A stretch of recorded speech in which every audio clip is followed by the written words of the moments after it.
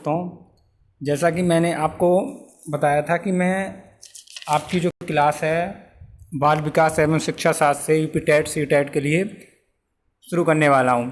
उसमें से कुछ एग्ज़ाम पॉइंट हैं वो मैं आपको बता रहा हूं। इसकी शुरुआत मैं भूमिका बनाऊंगा सबसे पहले, ठीक है, कि जो इसका पहला है शिक्षा एवं मनोविज्ञान। ठीक है, तो पहले मैं आज आपको छोटी सी एक वीडियो के माध्यम से कुछ इसके जो पॉइंट हैं उसको मैं समझाने की कोशिश करूंगा। इम्पोर्टेंट है बल्कि ये, ठीक है।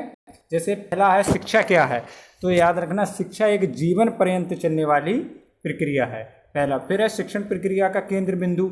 याद रखें कि शिक्षण प्रक्रिया का जो केंद्र बिंदु माना गया है वो किसे माना गया है, छात्र को माना गया है।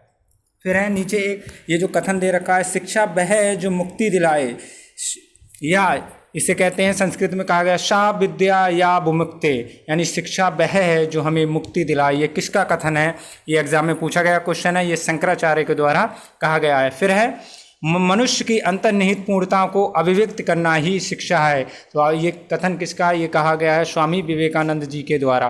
ठीक है, ये भी कथन आया हुआ है। सारे जो एग्जाम में आपको ये पॉइंट दिखा रहा हूँ ये सारे के सारे क्वेश्चन आए हुए हैं। ठीक है, तो स्वामी विवेकानंद जी ने कहा है कि मनुष्य की अंतर्निहित पूर्णता को अभिव्यक्त करना ही शिक्षा है। यानी आगे बढ़ते हैं, ये भी नया है। देखिए, शिक्षा का अर्थ उन को विकसित करना है जो प्रत्येक मनुष्य के मस्तिष्क में विलुप्त होती है। ठीक है, शिक्षा का अर्थ इन्होंने कहा है सुकरात के अनुसार कि शिक्षा का अर्थ सर्वमान्य विचारों को विकसित करना है जो प्रत्येक मनुष्य के मस्तिष्क में विलुप्त होती है, उसको विकास के रूप में बाहर निकालना है, विकसित करना है, ये का कथन है सुकरात का। फिर अरस्तु है, अरस्तु का बहुत ही ये प्रचलित जो है इनका जो कथन है वो कहते हैं कि स्वस्थ शरीर में स्वस्थ मस्तिष्क का निर्माण करना ही शिक्षा। ये भी कई एग्जाम में आया है। फिर है कुछ ये शब्द दे रखे हैं कि एजुकेशन जो है वो किससे मिलकर बना है। ठीक है, तो एजुकेशन ई प्लस डू का संयोग है। जैसे ई का अर्थ होता है भीतर से और डू का अर्थ होता है बाहर, यानी भीतर से, ठीक है, बाहर की ओर निकालना ही क्या है, एजुकेशन यानी शिक्षा है। ठीक है, फिर जैसे ये है फिजियोलॉजी का शाब्दिक अर्थ क्या होता है, फिजियोलॉजी को कहते हैं आत्मा का ज्ञान। फिर है विद्या से अमरतत्व की प्राप्ति होती है, ये कहाँ पर उल्लेख किया गया, तो यजुर्वेद में कहा गया है। शिक्षा कैसा विज्ञान है, तो ये नियामक विज्ञान है। मनोविज्ञान की प्रकृति कैसी होती है, ये भी बहुत बार क्वेश्चन पूछा गया है कि मनोविज्ञान की प्रकृति होती है, तो ये कैसी होती है, वैज्ञानिक प्रकृति है। ये भी पूछा गया है कि किसके अनुसार मनोविज्ञान चेतना का विज्ञान है, बहुत इंपॉर्टेंट क्वेश्चन है ये भी, ये कहा गया है जेम्स के द्वारा। फिर आगे हम बात करते हैं, इधर आ जाइए, यह है शिक्षा मनोविज्ञान का अध्ययन अध्यापक को इसलिए करना चाहिए ताकि इसकी सहायता से अपने शिक्षण को अधिक प्रभावशाली बना सके। ठीक है, शिक्षा मनोविज्ञान के द्वारा हम बच्चे की भावनाओं को, बच्चे कैसे सीखते हैं, ये सभी चीज़ें हम किसके माध्यम से सीख सकते हैं, एक शिक्षा मनोविज्ञान के आधार पर, और हम उसी के आधार पर अपने शिक्षण को और भी रुचिकर बना सकते हैं। फिर एक शिक्षण क्या है, शिक्षण एक ज्ञानार्जन है। ठीक है, फिर है मनोविज्ञान का शाब्दिक अर्थ क्या होता है, मनोविज्ञान अर्थात मन का विज्ञान। ठीक है, मनोविज्ञान किसे कहते हैं, जो मन का विज्ञान है, जो मन के विषय में बात करें उसे मन का विज्ञान कहते हैं। फिर है मॉर्गन का एक कथन है कि मनोविज्ञान मानव एवं पशु व्यवहार का विज्ञान है। ये भी इम्पोर्टेंट कथन है कि मानव विज्ञान मानव एवं पशु। देखिए, इसमें ऐसा नहीं है कि हम मानव का ही अध्ययन करते हैं, इसमें पशु का भी अध्ययन करते हैं, ये कथन है इनका मॉर्गन का। फिर है शिक्षा मनोविज्ञान में अध्ययन किया जाता है किसका, तो शिक्षा मनोविज्ञान में मानव व्यवहार की शैक्षणिक परिस्थितियों का अध्ययन किया जाता है। नेक्स्ट है कि मनोविज्ञान से क्या तात्पर्य है, मनोविज्ञान की बात करें तो व्यवहार का विज्ञान है। अभी जो आधुनिक हमारा मनोविज्ञान है वो, ये क्वेश्चन भी पूछा गया था यूपी टेट में कि जो अभी आधुनिक मनोविज्ञान में हम किसका अध्ययन करते हैं, तो ये हम मनुष्य के व्यवहार का अध्ययन करते हैं। नेक्स्ट है कि मनोविज्ञान व्यक्ति के व्यवहार एवं आचरण का यथार्थ विज्ञान है, तो ये किसने कहा था, मैकडूगल ने। आप सभी जानते हैं मैकडूगल ने 14 प्रकार की मूल प्रवृत्तियां बताई थी। नेक्स्ट क्वेश्चन देखिए, क्वेश्चन भी आ गया कि मैकडूगल के अनुसार मूल प्रवृत्तियों की संख्या कितनी होती है, 14 होती है।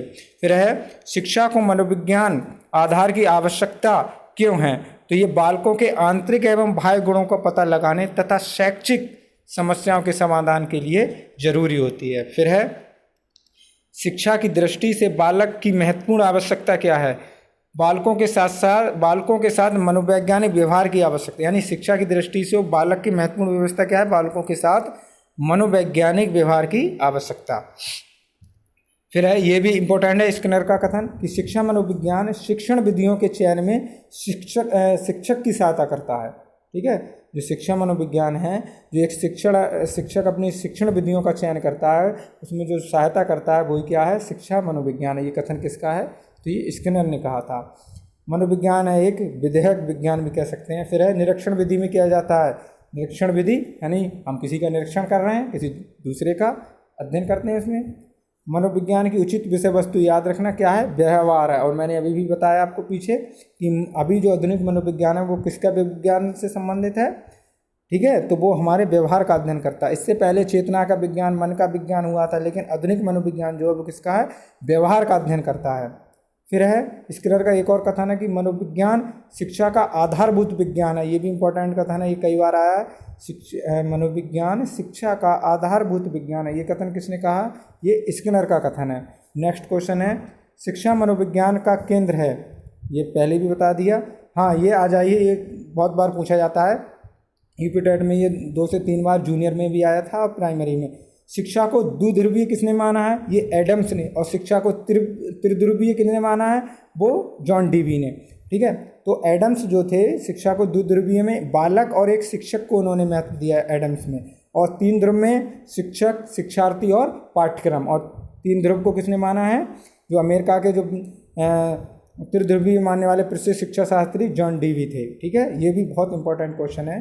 फिर है, शिक्षा का स्तर ऊंचा उठाने के लिए आवश्यक है, क्या आवश्यक है, वो है संपूर्ण शिक्षण प्रक्रिया का हमें सतत मूल्यांकन, यानी लगातार उसका क्या मूल्यांकन करते रहना चाहिए। फिर है, वैदिक काल में शिक्षा का सर्वोच्च उद्देश्य क्या था, जो हमारी वैदिक कालीन शिक्षा थी, ठीक है, उसमें शिक्षा का सर्वोच्च उद्देश्य क्या था, मोक्ष प्राप्त करना था। और ये भी पूछा जाता है कि उपनयन संस्कार किस शिक्षा में होता था, किस काल में होता था। ठीक है, तो ये किस में होता था, वैदिक काल में।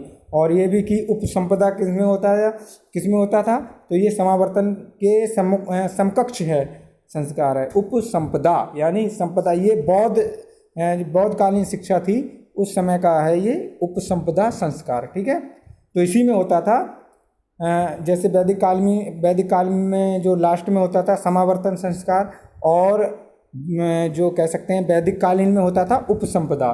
ठीक है, यानी किसी को वो चीज़ सौंपना, ये वैदिक काल में था। तो ये किसके समकक्ष था, समावर्तन के, जो वैदिक काल में शिक्षा का समाप्त होती थी। फिर है, मुस्लिम काल में प्रारंभिक शिक्षा किस में दी जाती थी, जो प्रारंभ में शिक्षा दी जाती थी मुस्लिम काल में बच्चों को, जिसे हम प्राइमरी कहते हैं शिक्षा, वो मकतबों में दी जाती थी। ठीक है, और जो उच्च शिक्षा थी वो मदरसों में दी जाती। तो आज के लिए मैंने ये इंपॉर्टेंट बताया, ये सारे के सारे आपको इंपॉर्टेंट है। वीडियो को 1 से 2 बार देखें।